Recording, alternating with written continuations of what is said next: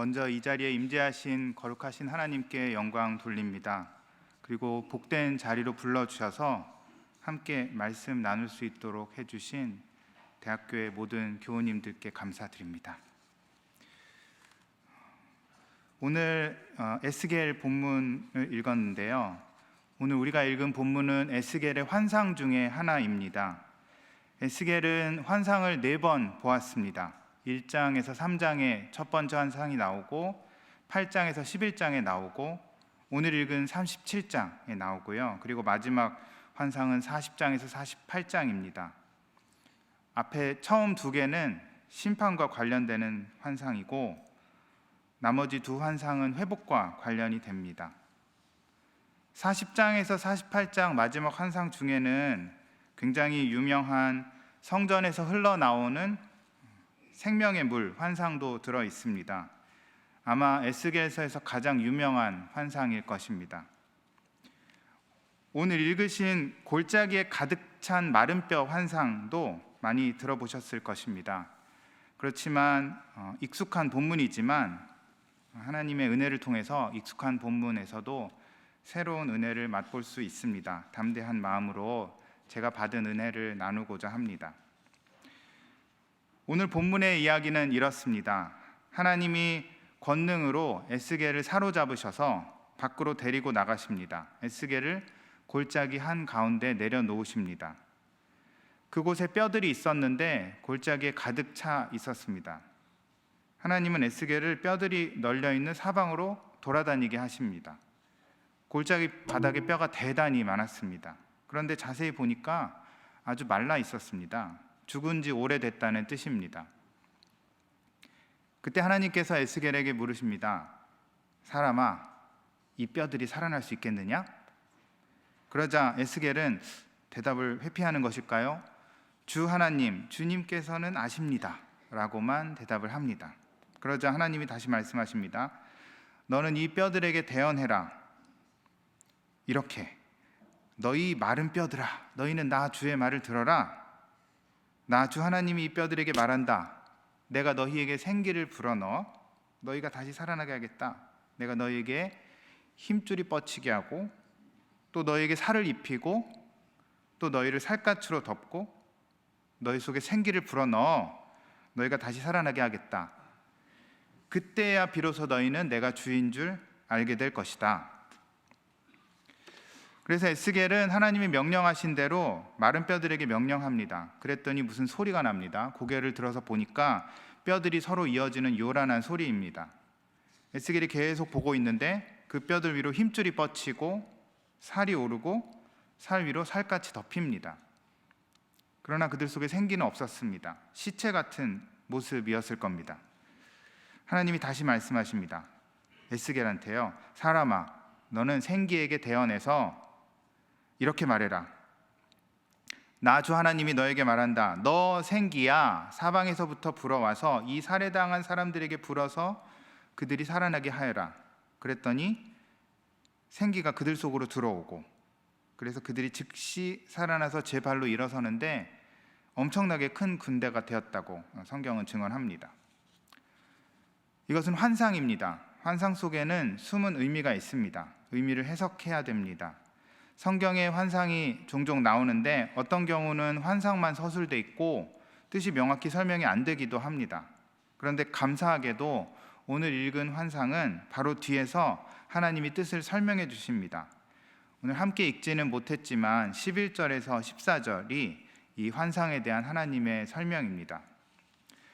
제일 먼저 하나님은 마른 뼈에 대해서 설명을 해주십니다.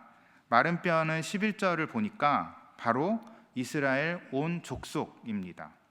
뼈가 말라버렸다는 것은 2가지 의미가 있습니다. 하나는 아까 말씀드린 대로 죽은 지 오래됐다는 뜻입니다. 또 하나는 예를 갖추어 장례를 치러주지 못했다는 뜻입니다. 저 옛날 들판에서 사람이 죽었는데 매장하지 못했다면 아마도 들짐승들이 와서 시신을 파먹었을 것입니다. 그런데 오늘 본문에 보면 들짐승이 없습니다. 어쩌면 들짐승들은 먹을 것을 다 먹고 이제 떠났다는 뜻일 것입니다. 긴 시간이 흘렀다는 뜻입니다. 전쟁에서 살해당했는데 제대로 묻히지도 못하고 긴 세월이 흐르도록 그 시신들을 기억해 주는 이가 없었습니다. 그리고 이스라엘 백성들은 자신들이 그런 상황이라고 생각한 것입니다. 11절을 보면 이스라엘 백성들이 이렇게 독백처럼 이야기합니다. 우리 뼈가 말랐다. 희망이 사라졌다. 우리가 망했다. 짧은 세 문장이 연속됩니다. 우리라는 말이 반복되고 부정적인 의미의 단어가 3번, 3중으로 나옵니다. 짧은 가사 같은 이 말이 후렴구처럼 에스겔의 동포들, 이스라엘 민족을 괴롭혔습니다. 뼈는 전 존재를 뜻합니다. 희망이 사라졌다는 말의 본뜻은 희망이 죽었다는 말입니다. 또 망했다라는 말도 나오는데 본래는 끊어졌다는 뜻입니다. 이 말은 하나님의 심판을 자주 가리킵니다. 요절하거나 집안이 완전히 끊어졌다는 것을 뜻합니다. 우리 뼈가 말랐다. 우리 희망이 죽었다. 우리가 끊어졌다. 이스라엘 백성은 자신을 마른 뼈로 생각했습니다. 자신들의 희망이 죽었다고 말했습니다. 그런데 관점을 달리해서 보면 하나님이 보시기에도 이스라엘 백성은 마른 뼈였습니다. 이스라엘 백성은 자신들의 희망이 사라진 지가 너무 오래돼서 자신들이 마른 뼈 같다고 생각했지만 하나님 입장에서도 저 이스라엘 백성은 희망 없는 마른 뼈 같다고 생각하셨을 겁니다. 에스겔서 앞쪽 3장에 보시면 하나님이 에스겔에게 이런 말씀을 하신 적이 있습니다. 3장 4절에서 11절을 제가 읽겠습니다. 사람아, 어서 이스라엘 족속에게 가서 내가 하는 바로 이 말을 그들에게 전하여라. 나는 너를 이스라엘 족속에게 보낸다. 어렵고 알기 힘든 외국말을 하는 민족에게 내가 너를 보내는 것이 아니다. 알아들을 수 없는 말, 알기 힘든 외국어를 사용하는 여러 민족에게 내가 너를 보내는 것이 아니다. 차라리 너를 그들에게 보내면 그들은 너의 말을 들을 것이다. 그러나 이스라엘 족속은 너의 말을 들으려고 하지 않을 것이다. 온 이스라엘 족속은 얼굴에 쇠 가죽을 쓴 고집 센 자들이어서 나의 말을 들을 생각이 없기 때문이다. 내가 너의 얼굴도 그들의 얼굴과 맞먹도록 억세게 만들었고 너의 얼굴에도 그들의 얼굴과 맞먹도록 쇠 가죽을 씌웠다. 내가 너의 이마를 바윗돌보다 더 굳게 하여 금강석처럼 만들어 놓겠다. 그들은 반역하는 족속이니 너는 그들을 두려워하지 말고 그들의 얼굴 앞에서 떨지도 말아라. 그런 다음에 그가 나에게 말씀하셨다.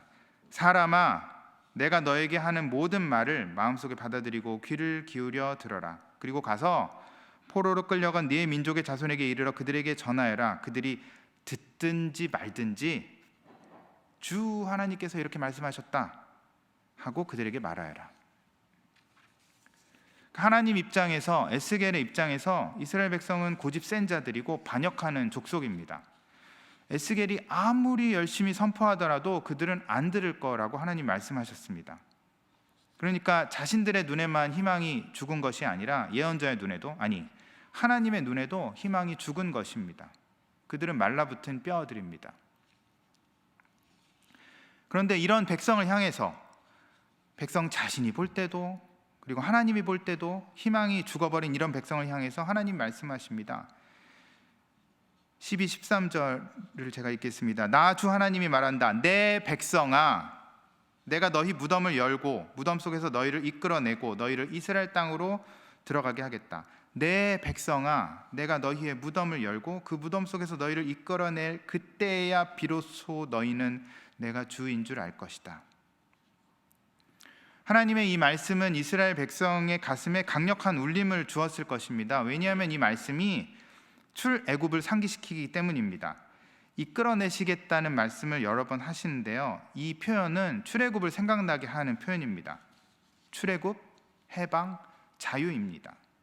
게다가 하나님은 이스라엘을 부르실 때 12, 13절에서 내 백성아라고 하십니다. 2번이나 그러십니다. 전에는 고집세고 반역하는 족속이었는데 이제는 하나님이 나의 백성아 이렇게 부르시는 것입니다. 그러면 그들은 무덤을 열고 나오는 것처럼 새롭게 태어날 것입니다. 그리고 이스라엘은 다시 한번 하나님이 하나님이심을 알게 될 것입니다.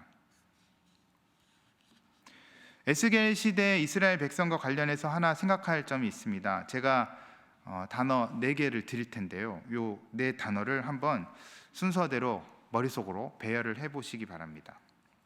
죄, 심판, 회개, 회복 순서대로 배열을 하시면 어떻게 될까요? 그 순서 그대로입니다. 죄를 지으면 하나님이 심판을 내리시고, 또 하나님이 심판을 내리시고 나면 이스라엘이 회개를 하고, 회개하면 하나님이 회복을 시켜 주십니다. 그런데요, 에스겔서에서는 그렇지 않습니다. 에스겔서를 잘 들여다보면 회개와 회복의 순서가 반대입니다. 그러니까 이렇게 됩니다. 죄, 그리고 하나님의 심판, 그리고 하나님의 회복, 그 다음 이스라엘의 회개입니다. 이스라엘이 죄를 짓고 그에 대해서 하나님이 심판 내리시고 그 다음에 하나님이 회복시켜 주시면 그때야 비로소 이스라엘이 회개를 합니다. 그러니까 하나님이 이스라엘한테 심판, 벌을 내리실 때도 이스라엘은 회개하지 못합니다. 그렇다면 하나님은 왜 회개도 안 한 백성을 회복시켜 주실까요? 회개도 안 한 백성을 무슨 근거로 회복시켜 주시는 걸까요? 에스겔서에 여러 차례 나옵니다. 하나님의 이름을 위하여 회복을 시켜 주십니다. 다른 말로 하면 하나님 명예 때문에 그들을 회복시켜 주시는 것입니다. 하나님이 그 이스라엘 백성을 회복시켜 주신 다음에야, 그제야 이스라엘 백성은 하나님을 알게 됩니다. 하나님이 우리를 사랑하시는구나. 그분이 우리에게 벌을 주셨고 또 그 다음 우리를 불쌍히 여기셔서 그 고난에서 우리를 구해 주셨구나. 그제야 이스라엘은 회개를 합니다. 그래서 이스라엘이 마른 뼈라는 것입니다. 이들은 아무것도 할 수 없는 존재입니다. 듣지도 보지도 느끼지도 못하고 아무것도 모르는 존재입니다. 심판을 겪으면서도 이것이 그들의 죄 때문인지조차 몰라서 회개도 할 수 없는 강팍하고도 강팍한 존재입니다. 그런데 그런 그들을 하나님이 조건 없이 아직 회개도 안 했는데 출애굽 시키시는 겁니다. 두 번째 출애굽, 두 번째 해방, 두 번째 자유, 두 번째 구원입니다. 하나님이 친히요, 하나님이 먼저요. 그런데요, 이스라엘만 그럴까요? 그들만 마른 뼈일까요? 아닙니다. 우리가 마른 뼈입니다. 내가 마른 뼈입니다. 에스겔 시대 마른 뼈가 그 시대 이스라엘이었다면 현대의 마른 뼈는 바로 우리들입니다. 나입니다. 완악하고 강팍한 에스겔 시대 백성들이 나와 다르면 얼마나 다를까요? 죄가 나를 아래로 끌어당깁니다. 죄가 내 뼈를 마르게 하고 내 희망을 죽이고 내 생명을 끊어버립니다. 고통이 내 뼈를 마르게 하고 내 희망을 죽이고 내 생명을 끊어버립니다. 그런데 그런 우리를 하나님이 군대처럼 일으키십니다. 희망이 죽어버린 것 같았는데 생기를 불어넣으십니다. 어떻게 그런 일이 일어나나요? 우리가 군대처럼 일어나고 무덤을 열고 회복하는 일이 어떻게 일어났나요? 그 열쇠가 14절에 있습니다. 14절을 제가 읽겠습니다. 하나님의 말씀입니다. 내가 내 영을 너희 속에 두어서 너희가 살 수 있게 하고 너희를 너희 땅에 데려다가 놓겠으니. 하나님의 영입니다. 앞에서 제가 에스겔 시대 이스라엘 백성은 심판 후에도 회개를 하지 못했다는 말씀을 드렸습니다. 그들이 회개하는 때는 회복 이후라고 말씀을 드렸습니다. 그런데 그냥 회개하는 게 아니라 회복 후에 회개할 수 있게 되는 이유는 바로 하나님의 영입니다. 하나님의 영 때문에 그들이 회개할 수 있습니다. 그렇습니다. 바로 우리가 아는 그 영이요, 거룩하신 영, 하나님의 영, 성령이십니다. 14절에도 나오지만 우리가 읽은 본문에도 나옵니다. 10절입니다. 그래서 내가 명을 받은 대로 대언하였더니 생기가 그들 속으로 들어갔고, 생기라는 말은 세번역 성경 각조에도 써 있듯이 영을 뜻하는 말과 같습니다. 우리는 못합니다. 그래서 하나님이 하십니다. 우리가 회개할 수 없기 때문에 하나님이 회개의 영을 우리 속에 불어 넣어 주시는 것입니다. 우리는 마른 뼈처럼 아무것도 할 수 없지만 하나님께서는 우리에게 당신의 영을 부어주셔서 우리가 하나님을 알도록 하신 것입니다. 이것이 은혜입니다. 이것이 십자가의 진리입니다. 우리가 한 것이 아니라 예수 그리스도께서 하신 것입니다. 우리가 심판을 받은 것이 아니라 예수께서 심판을 받으셨습니다. 우리가 무엇을 했기 때문이 아니라 예수님께서 고난과 죽음을 당하셨기 때문에 우리가 구원을 받습니다. 마지막으로 에스겔의 순종과 하나님의 비전에 관해서 말씀을 좀 드리고자 합니다. 마른 뼈 환상에서 에스겔은 그냥 구경꾼이 아니었습니다. 하나님은 에스겔에게 마른 뼈가 가득한 골짜기를 보여주신 다음에 그곳을 사방으로 다니게 하셨고 그 다음에는 질문을 하십니다. 사람아, 이 뼈들이 살아날 수 있겠느냐? 에스겔의 답은 주님이 아십니다 였는데 애매합니다. 과연 이 말은 에스겔이 강력한 믿음을 표현한 것일까요? 하나님 하실 수 있습니다. 아니면 안 살아날 것 같으니까 대답을 회피한 것일까요? 어느 쪽이든 분명한 것은 에스겔이 소생의 가능성을 완전히 부정하지는 않았다는 것입니다. 에스겔은 하나님 안 살아날 것 같은데요 라고 답하지는 않았습니다. 하나님에 대한 믿음을 소극적이나마 표현했습니다. 그러자 하나님은 에스겔한테 시키십니다. 뼈들한테 말하라고요. 생기한테 말하라고요. 에스겔 입장에서는 이게 참 어색했을 것 같습니다. 우리가 이렇게 마른 뼈를 보면서 이렇게 말하기가 쉽지 않을 것 같습니다. 야, 너 마른 뼈, 주님의 말씀을 들어. 내가 너에게 생명을 불어넣어 네가 다시 살아나게 할 거야. 내가 너에게 물이 오르게 하고 또 너에게 인대를 주고 근육을 주고 피부를 주고 생기를 주어서 네가 다시 살아나게 할 거야. 이렇게 하는 것 어색할 것 같습니다. 그런데 하나님은 왜 에스겔한테 그런 어색할 수 있는 일을 시키신 것일까요? 믿음의 도약을 요구하신 것입니다. 에스겔아, 나의 능력의 한계를 너의 상식으로 판단하지 마라. 나는 생명을 만든 하나님이다. 생기를 창조한 창조주다. 우주를 만든 이다. 에스겔이 순종했을 때 에스겔은 하나님의 역사의 구경꾼이 아니라 참여자가 될 수 있었습니다. 이것은 환상입니다. 영어로는 비전입니다. 영어 단어 비전에는 환상이라는 뜻도 있지만 시야, 시각, 보는 능력이라는 뜻도 있습니다. 그러니까 하나님의 비전이라고 하면 하나님이 보여주신 환상도 되지만 다른 뜻으로는 하나님의 보심도 되는 것입니다. 하나님이 당신의 눈으로 마른 뼈를 보셨을 때 그것은 이미 군대였습니다.